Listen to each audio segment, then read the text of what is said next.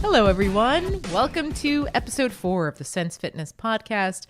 I'm Karen Gazzali, without my partner in crime today, Jim Gazzali. He's taking care of our lovely 1-year-old Gia. But nonetheless, we have an exciting show.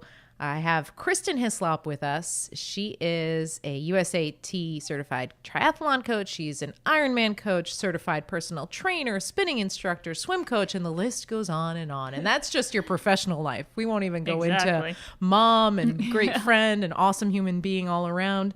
So Kristen, thanks for joining us. Thank you. And I wanted to talk about, so I just mentioned, obviously, swim coach, and that's how I met you. Yes. Through swimming. I came to you kind of, help me, I don't know what I'm doing. Well, and it's awesome, though, because so many people, that's the worst part, is swimming. And when you don't learn as a kid, it's way harder to learn as an adult. And you started as a kid, right? You were I did, and the only reason I started swimming was because my mom swam and my dad didn't, and we had a boat. And my mother said, there's no way I'm going to deal with 3 non-swimmers. So literally, we had a backyard pool, above ground pool, and she took my sister and I and just threw us in the water.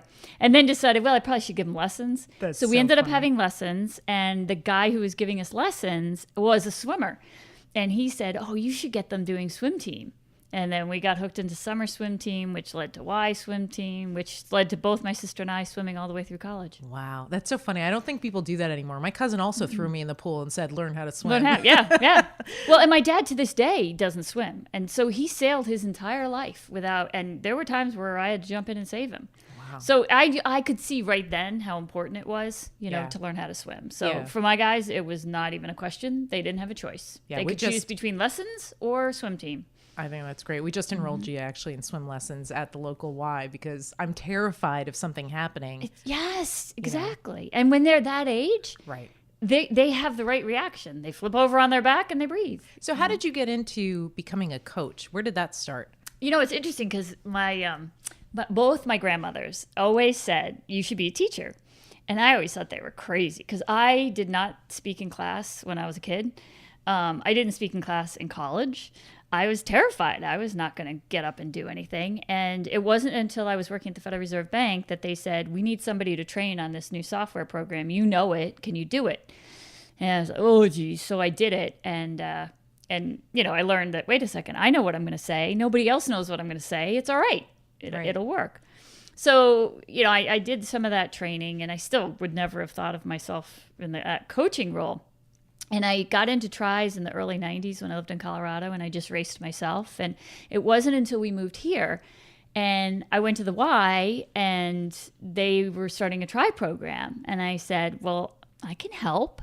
And so I got involved there helping. And by then I was used to presenting and doing all of that. And I had gotten certified spinning because I thought, well, I can teach. Right. And, kind of just one thing led to another. And then all of a sudden people were asking for advice and how do you do this? And I thought, well, maybe I should get certified. So I went and got certified and just kept going from there. It's incredible to me how you're able to spot where somebody's being inefficient in the water. You're not in the water with me, right? You're standing there and you're watching my stroke and you're watching my kick.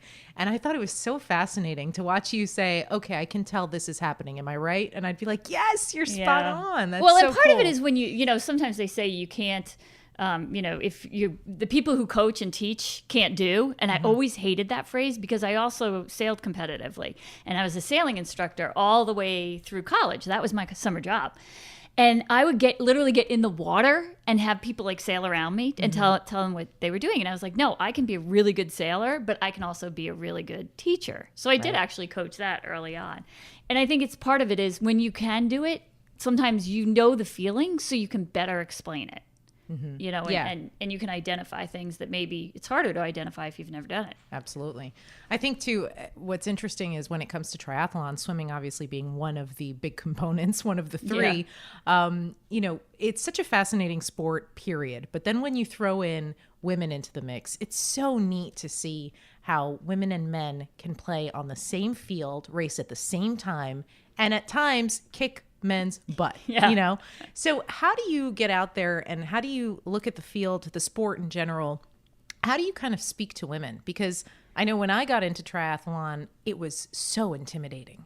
And Yeah. I thought, there's no way, one, I can juggle this, and two, there's no way I can actually do this. So Right. how do you go about It is challenging too. And I think my first try was out in Colorado. It was a pool swim.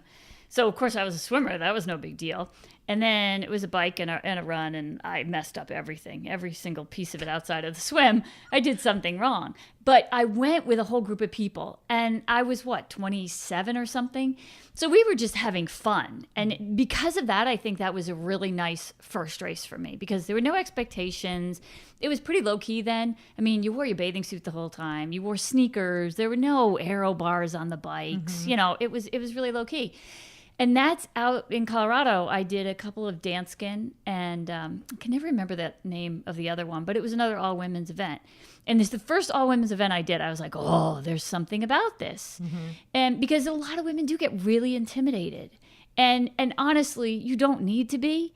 There's a lot of people who put a lot into their triathlon gear and their bikes and everything, but it's really the engine that counts, and they don't have a great engine. So, you know, if you don't have a ton of gear, that's okay. Work on the engine, you'll be fine. But I get it. It is very intimidating for women. And so for a while, the Danskin races, Iron Girl, were super popular, and they were really getting women into the sport, because you'd get out there and they would, you know, explain things instead of just starting at the line and everyone going, you know, okay, now when do I get in the water, and how does this wave thing work, and how do I dive off of a beach? Like, you know, how does it even happen? And they would, you know, literally explain it and make it super, super easy.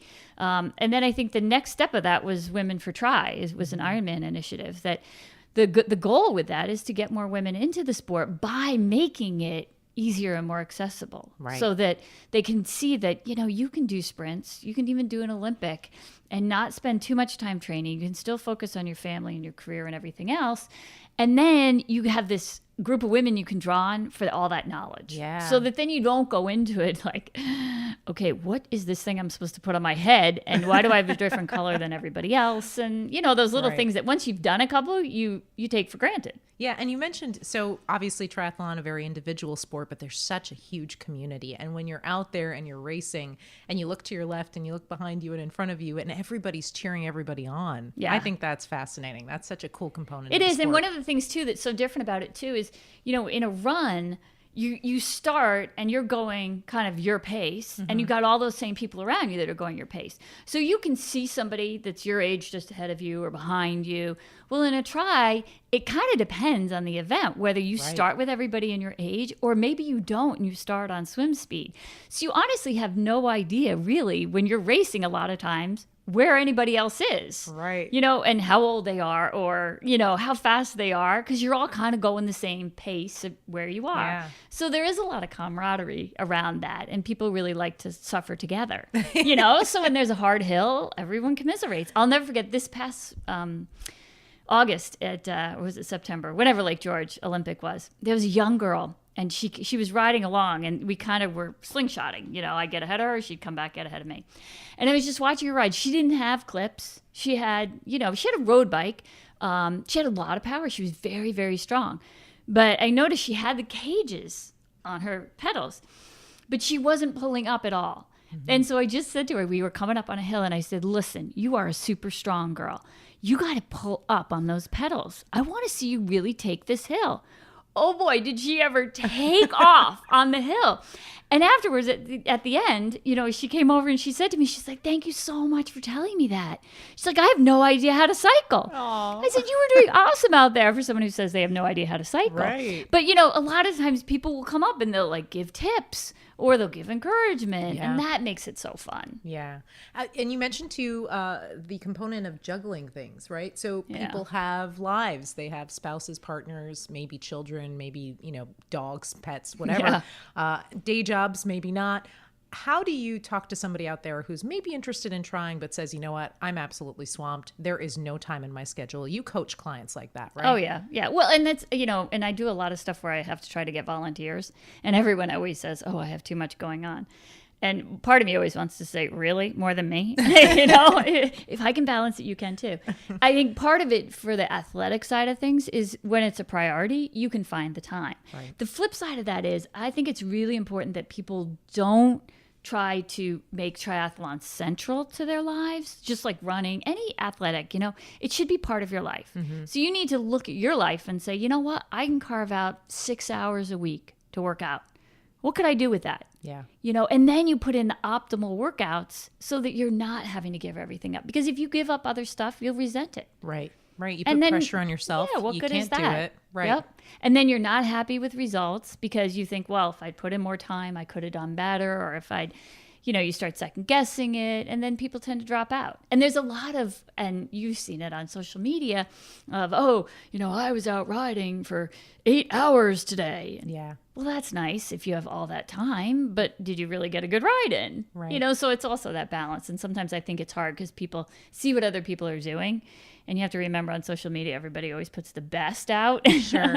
It's not the fact that they hadn't done anything for the 5 days before, right? Yeah. And then they had an 8-hour ride. Right.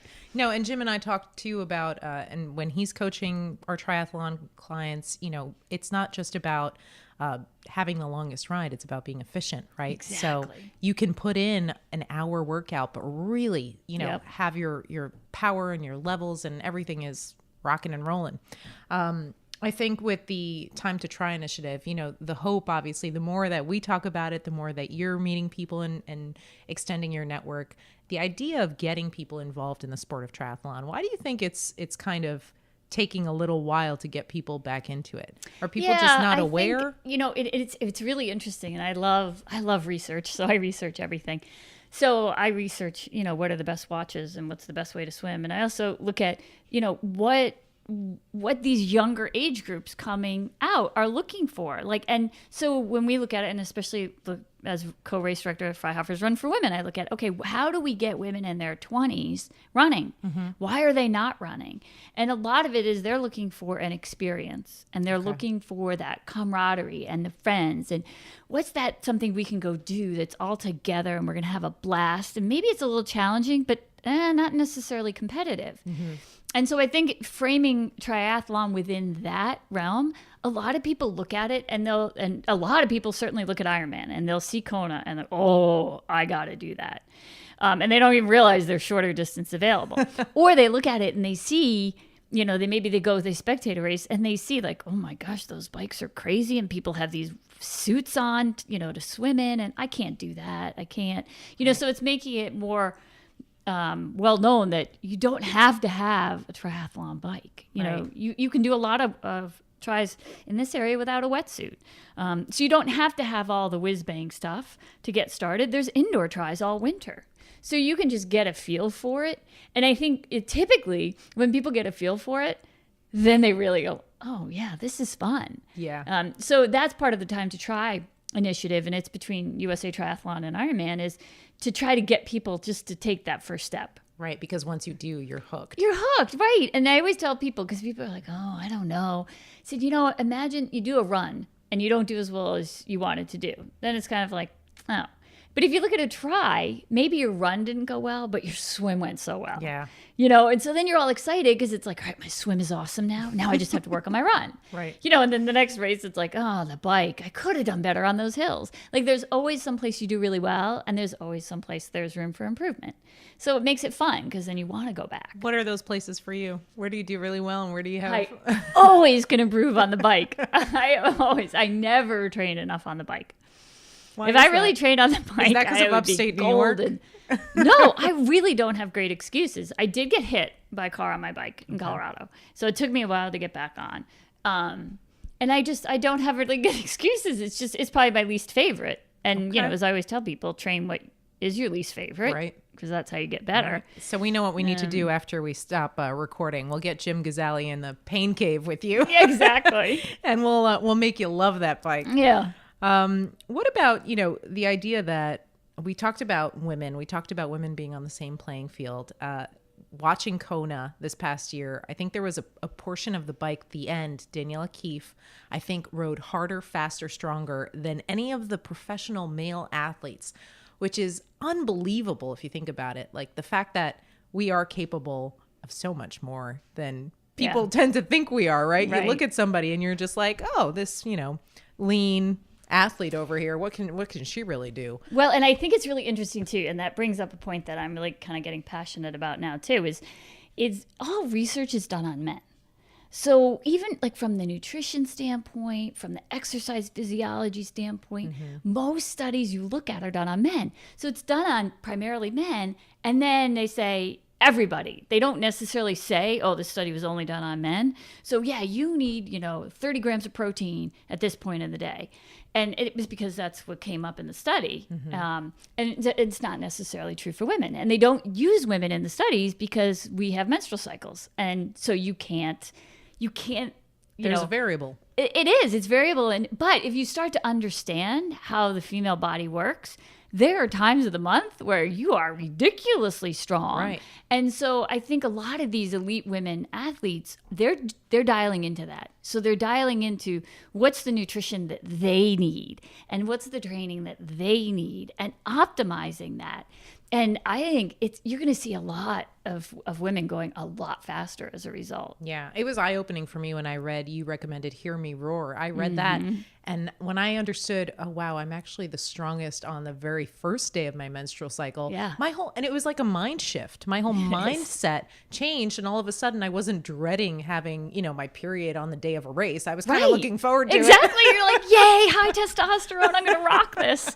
Yeah, it's very true. And so I think that as women start to learn more, we're just going to start doing better and better. Absolutely. How do you know as a coach when a client needs to be pushed, or when do you pull back? How do you know, you kind of have to work with each individual personality, not just their physical capability.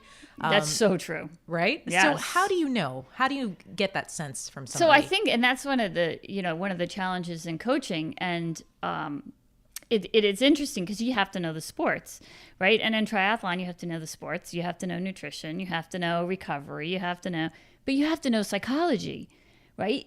That's a big part of it. And as you're working with someone, you have to know what motivates them. And so some people want to be pushed. They want to be told, get in the water now, or push them in, or, whatever that is. And other people, it's like, you know what?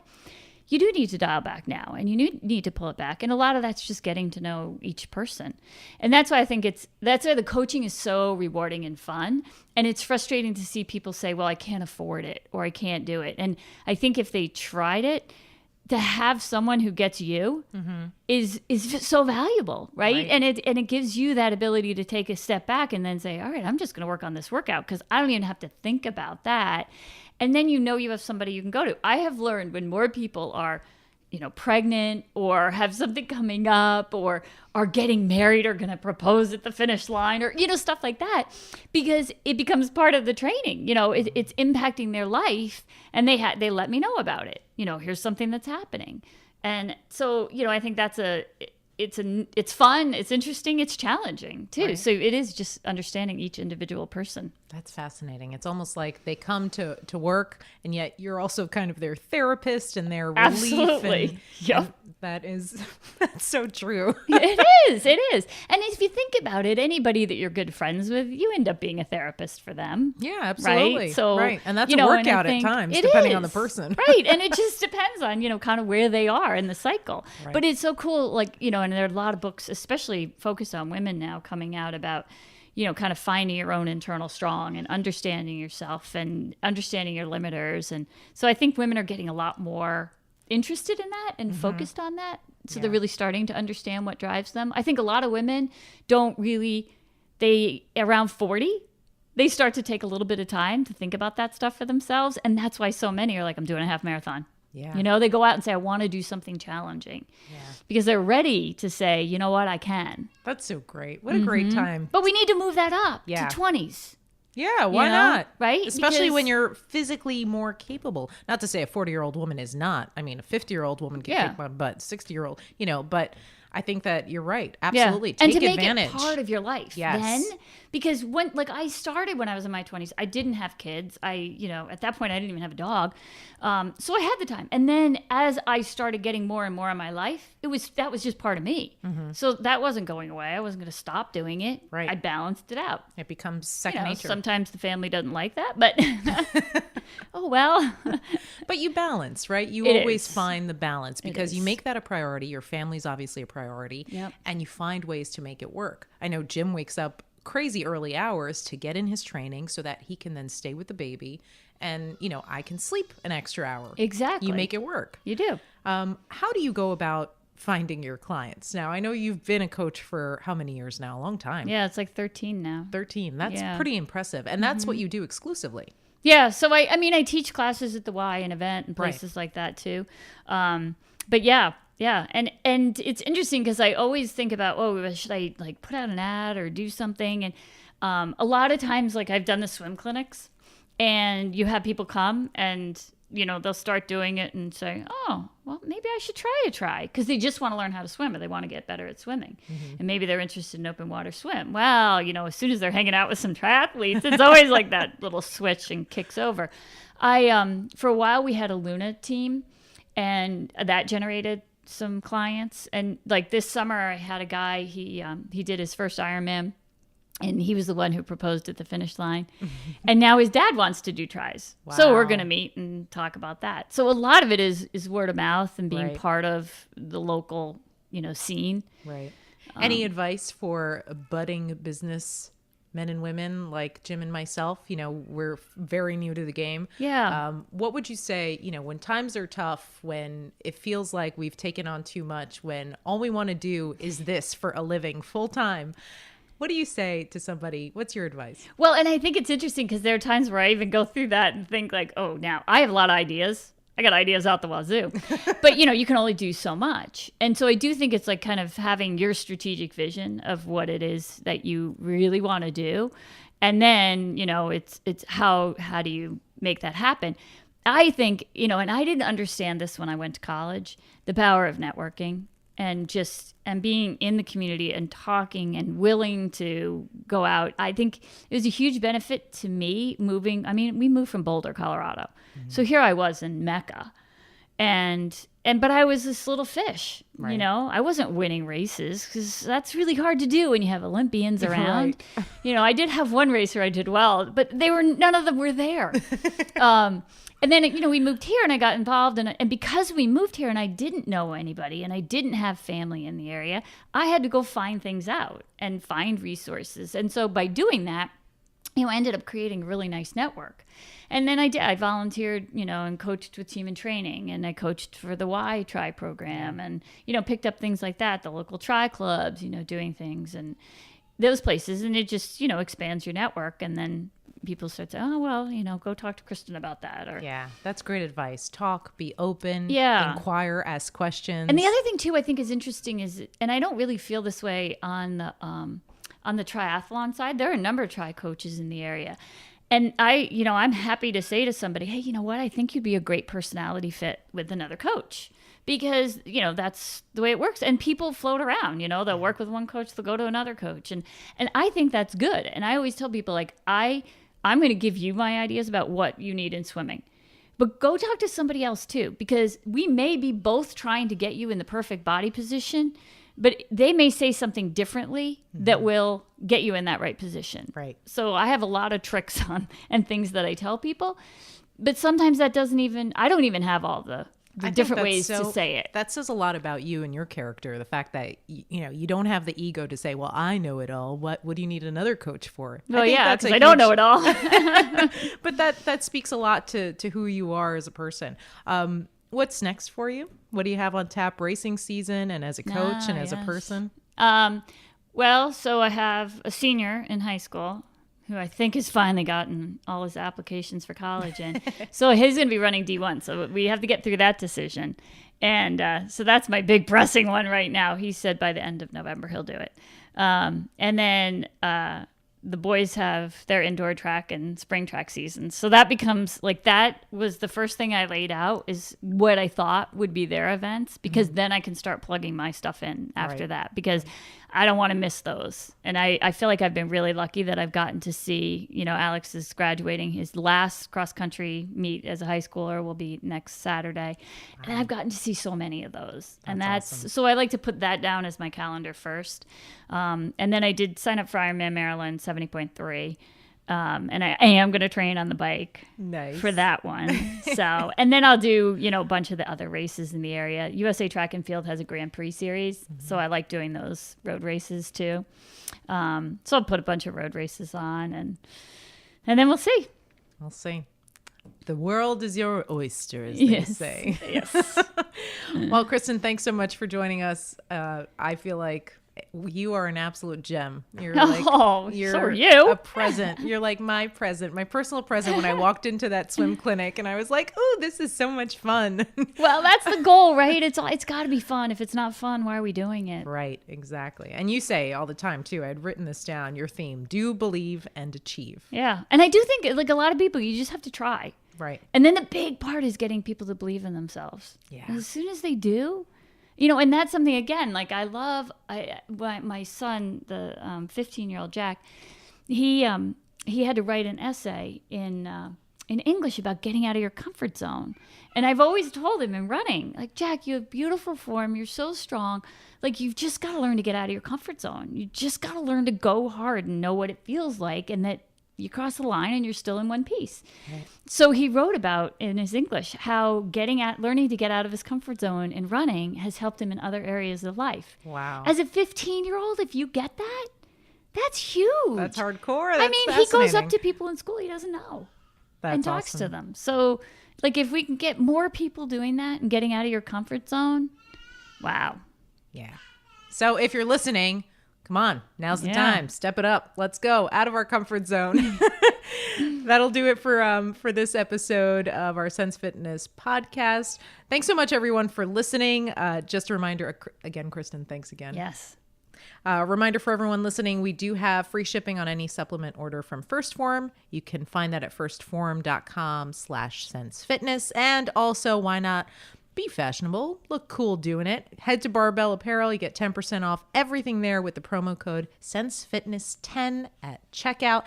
And we have a huge Black Friday special coming up on our nutrition fat loss program. You do not want to miss it. That'll be posted in a few days on the Sense Fitness website, on our Facebook page, on our Instagram page, and all the other wonderful places you can find us.